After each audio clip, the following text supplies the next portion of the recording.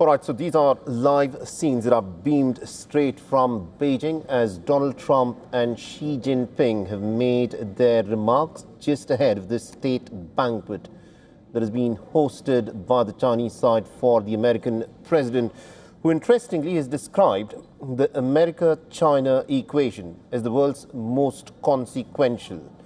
And this is an interesting dynamic that is playing out between the two leaders, especially considering what has been the history between the two nations under these two leaders. Now, Donald Trump, remember, has blown hot and cold on China. He started his tariff war, but at the same time, this visit by the American president appears to be some kind of a charm offensive that he is having at this moment in Beijing. He's there with his entourage of top cabinet officials, and also he's brought a caravan of his who's who of the industry leaders from the United States, including the likes of Tesla CEO Elon Musk and Apple's Tim Cook and the NVIDIA CEO as well. It remains to be seen as to what, of course, will be the upshot of this crucial meeting between the two leaders. And my colleague Molly Gambhir is joining us over the phone line. Molly, this is an interesting power play that is currently underway. It looks very friendly, and it also looks like the two leaders are getting along. But behind those smiles, there is a lot that needs to be sorted out between the United States and China, who also happen to be the great rivals who want to get the upper hand in the 21st century. What do you make of these images that are being beamed straight out of Beijing?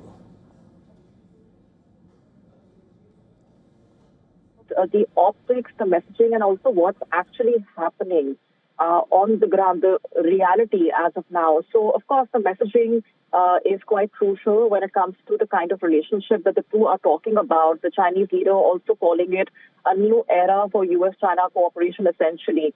That's the key message that he also looked at. At the same time, we're looking at how U.S. China should be partners and not rivals, also stressing on the economic cooperation and partnership and the potential that it really has. But let's also talk about how what these two leaders discuss have far-reaching implications, because we are talking about tensions that have been persisting, not just when it comes to trade, technology, and regional security, but also beyond that when we look at the deep differences that the two sides have. So, yes, the kind of messaging that they are putting out through those statements, through of course, those smiles and a lot of bonhomie in a way that's also being portrayed.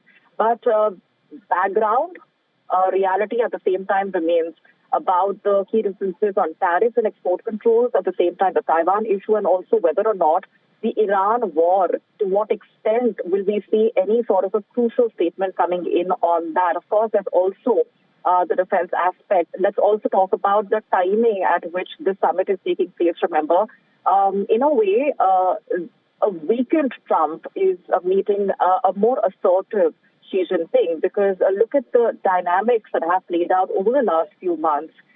At the same time, domestically, Donald Trump has been battling with the approval ratings that have been plummeting, the kind of portrayal of power and prowess that the United States wants and hopes at a time like this, when the West Asia tensions continue to simmer. Will China, to what extent will the two leaders actually come out with any sort of a key takeaway on that remains to be seen as well. This, of course, is coming at a time when a lot has changed for Donald Trump since his last visit to China, right?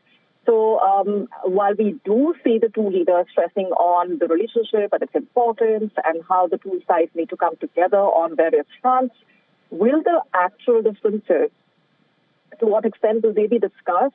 And, of course, one meeting or several rounds of discussions cannot achieve any far-reaching breakthroughs as such, but at the same time, any forward movement on any of these frontiers will be extremely crucial to watch out.